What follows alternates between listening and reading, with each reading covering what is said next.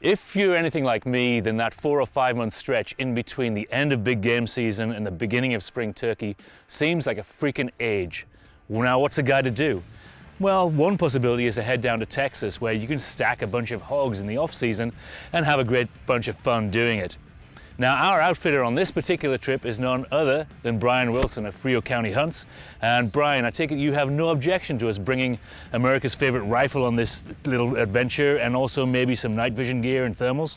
No, sir, absolutely not. Highly encourage it. Now, I know that not only are you an outfitter and guide in this area, but you also have a 501(c)(3). Yes, sir, that's correct. It's called Intrepid Warrior, and we like to take veterans out into the wild, be it hunting, kayaking, swimming, mostly hunting, and we have a good time doing it.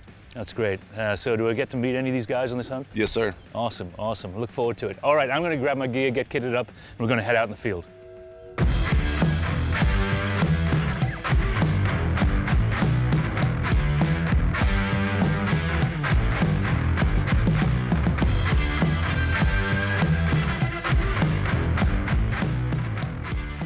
Some of the cool guy gear I'm going to be running on this trip is going to be, well, let's go through it. I've got an AB Suppressor's 30 cal reflex can mounted to my Colt LE901, which is one of my favorite 308 battle rifles.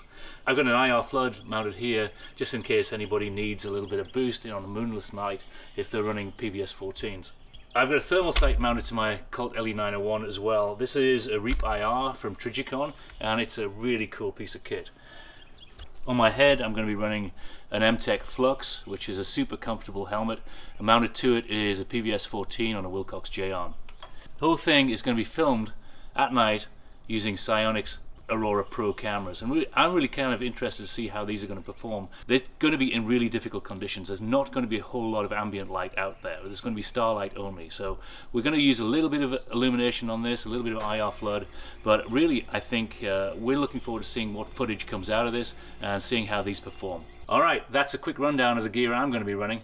Time to see if it works.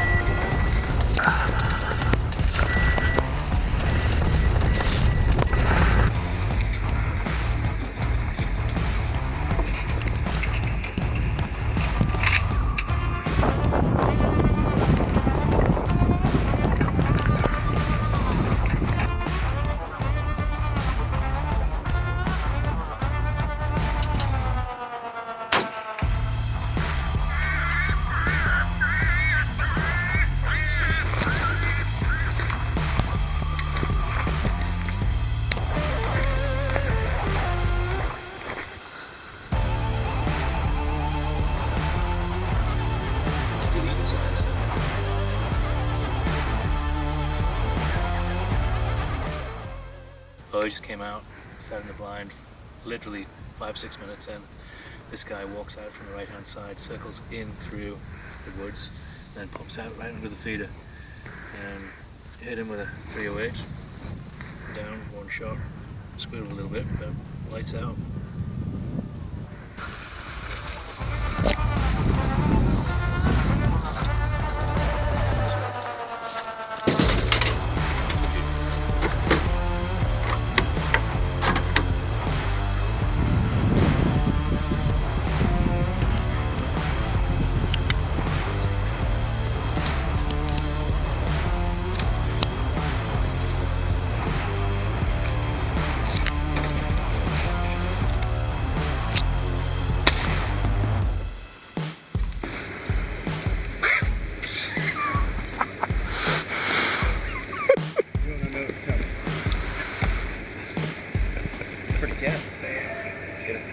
Perfect shoulder shot. Out of the teeth. Pretty colored. Yeah. We just did another set for coyotes. We had 3 coyotes come in, but they probably bounced because we heard some guys speaking Spanish over there, probably heading north from the border. And we just sat and waited for about 15 minutes, and then a bobcat came in. Blister shot right behind the shoulder, lights out, 1-shot caliber, and again, pretty small cat, pretty big caliber. We had a fun evening's entertainment tonight, went out and had a couple of shots. First one was on a hog, put a quick spot and stalk on her, and then had a female bobcat come in when we were calling. And she took a long while to come in, circled around, and finally decided to come into the call. 2 shots, 2 animals down.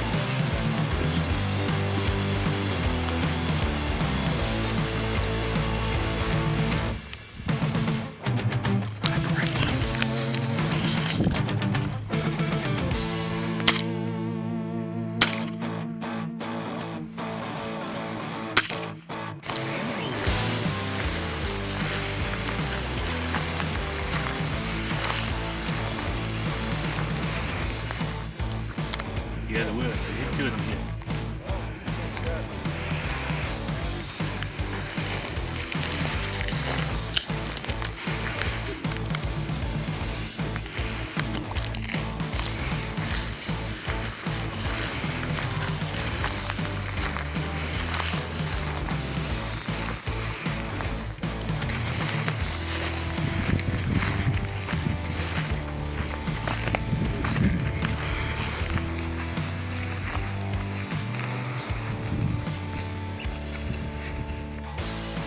The next day of our epic adventure, courtesy of Frio County Hunts, and after a wholly inadequate amount of sleep, we woke to breakfast, lunch, dinner? Who the hell knows, but anything coming out of the back of a chuck wagon is bound to be delicious. So in the old days on the back of the wagon, they had the chuck box, and this folds up, and they kept all their pots and pans and their spices in there. And so when they'd set up camp, this is called a fly, tied onto the end of the wagon, put it out there. That way, kind of not weatherproof, but you know, somewhat sun, rain, snow. And so anyway, then the cook would get his fire set up, and you know, he usually had a guy to help him, maybe an old guy or a young guy that wasn't a cowhand yet, and would help him chop wood and get everything set up. And where you put your fire is important, so the smoke doesn't blow back on you. Look at the wind and get everything out like you like it. So this is kind of your kitchen, you know, and you usually have a lantern that could hang up in here and have their water barrel. So all their tools and utensils. And but anyway, so this is just how it was done. Usually it was just biscuits and beans. I mean, for breakfast and supper. You know, this is, you know, they didn't have any way to keep stuff cool. They did have some canned goods, canned milk, tomatoes, some other things. So they kill the beef on the trail, they'd eat that. Of course, they kill a deer and antelope, eat that. But biscuits and beans was a staple, of course, and plenty of coffee. Now this coffee's been boiling since, yeah, there's some, it's probably gonna be really stout. I don't know if you guys want some. But I think we're really close. Okay, you wanna? Damn, this is a rare treat. What do we have here, Chef? This is hash. Uh-huh. That's hash. This really goes in a bowl, but you can eat either way. This son of a gun stew, but it's, you know. Some tomatoes, carrots. Yep. Usually whatever is left over on everything else, and these are just frijoles beans. And these are They're mesquite bean biscuits Oh, made out of mesquite beans. really? You regrind the beans? Mm-hmm. That's. I'm gonna have 2 of those. Yeah, there's plenty.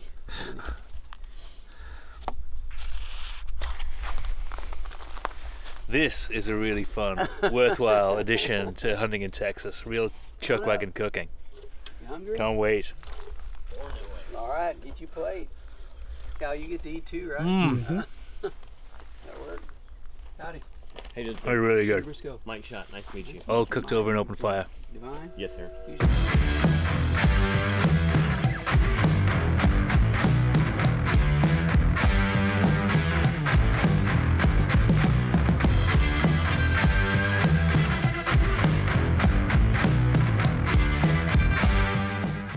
Well, it's almost 2:30 in the morning right now, and we just had an awesome evening slaying hogs and varmints out in Texas with the guys from Frio County Hunts. And yeah, it's 2:30. I need some whiskey.